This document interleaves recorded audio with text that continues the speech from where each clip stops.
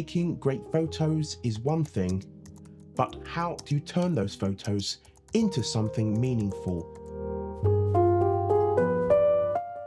A project, a series, a body of work that actually feels complete and one that you're genuinely proud of. Whether it's a curated series for social media, or even a zine or a book, the way you bring your images together changes how people experience them.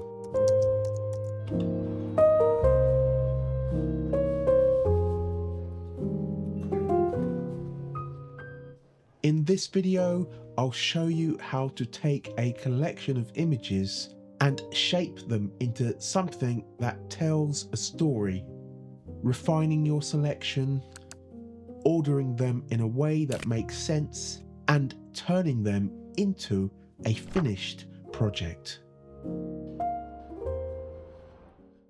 If you're thinking about putting together a project, start looking beyond your single shots and instead consider how you can connect your images. Here at the Barbican, high walks, bridges, indoor spaces, each have their own character. But if you want to create a project, it's important to get the images to flow together as a complete body of work. Thinking this way can help bring more depth to your photography. Instead of just collecting images, consider how they relate to one another. Do they tell a story? Do the photos work together as a series? Is there a distinct theme? Finding that structure can help you turn a set of photos into something more engaging for your viewers. And that's what we're going to look at right now.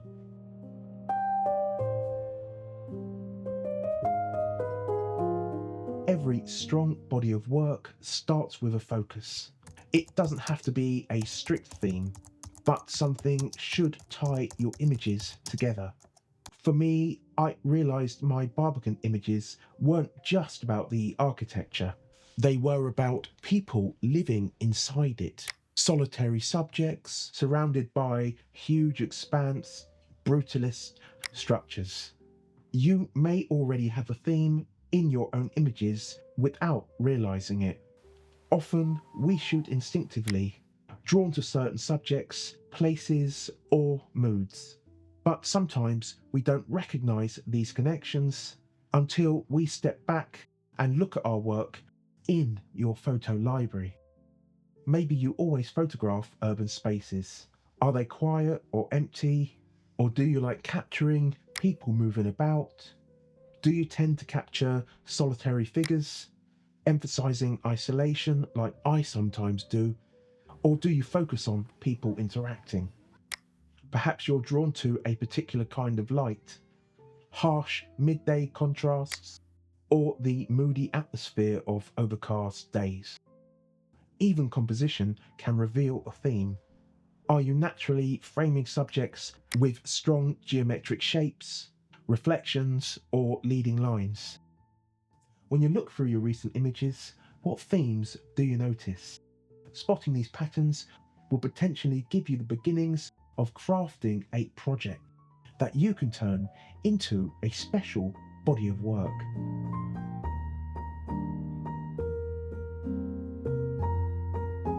Not every photo belongs in a project, even though it's strong on its own.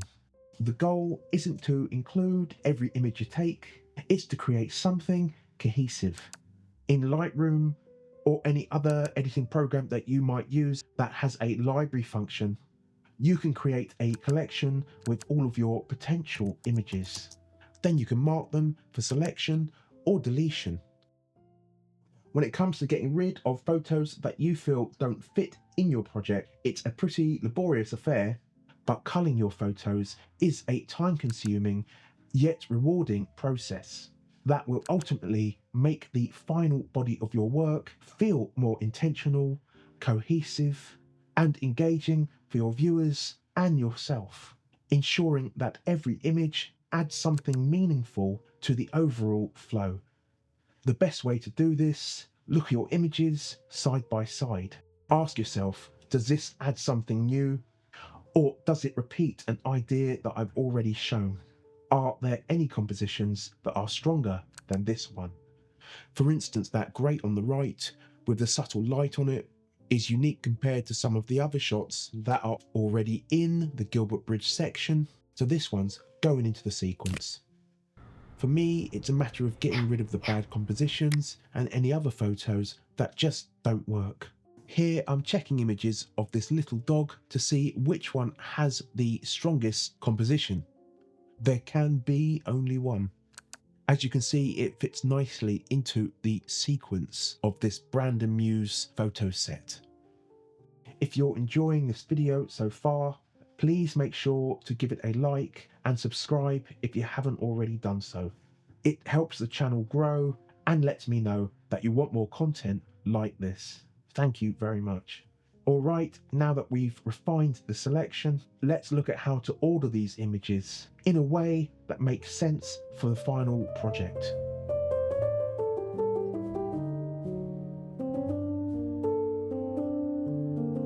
Once you've chosen your images, the way you order them changes how they're experienced. But just before you sequence your images, take a moment to refine your edits for consistency. Keeping a cohesive look, whether through similar colours by using a preset or black and white treatments, helps your images feel like they belong together. By syncing your edits across images and just making small adjustments will give your photos cohesion across the board. That will ultimately give your project that essential flow. And after that, you've got some choices as to how you sequence your images, such as based on a journey. That's what I am doing here, following the route that I always take through the Barbican. I start at Beach Gardens. The images that you see here are generally sequenced by the walk that I do on the day within that specific area. I would then hit Defoe Place, etc, etc, etc, until by the end of the day, I'm back inside the Barbican Centre. Of course, sequencing isn't just about following a journey. You can also arrange images by mood, whether that's having a good time or relaxation. Another possibility for you to try is to order images by contrast, deliberately placing images that vary in tone or detail side by side for a bit of impact. Or another approach is to let your images flow visually, using repeated shapes or even colours to create a visual photographic rhythm throughout your series. Whatever approach you take, sequencing with your chosen theme, such as urban spaces, and a sub-theme like mood, will shape not just how your work is seen, but also how it's experienced and felt by the viewer. As we've discussed, there are many different ways to do this, whether you're sequencing by journey, mood, contrast, or visual flow. Experiment with different orders and see which creates the strongest impact.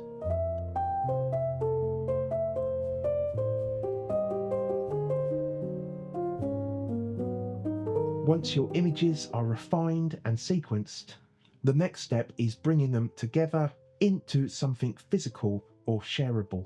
For me, it means making a zine, but you don't have to do this.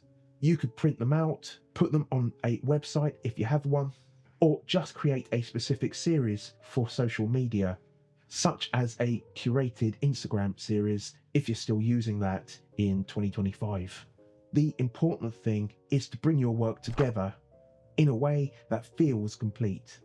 Otherwise, it's too easy to keep shooting without ever shaping your images into something meaningful, just letting them sit in your Lightroom archives, forgotten. So are you currently hitting the streets, working on a particular project? Or maybe there's a project that you can jump into from the images that you already have. Please let me know down below, what project would you like to bring to life? So if you've been sitting on a collection of images, maybe now's the time to turn them into something real. And if you want to improve your street photography even further, check out this video here where I show you how to take great shots in tough locations. Until we meet again, go forth and create.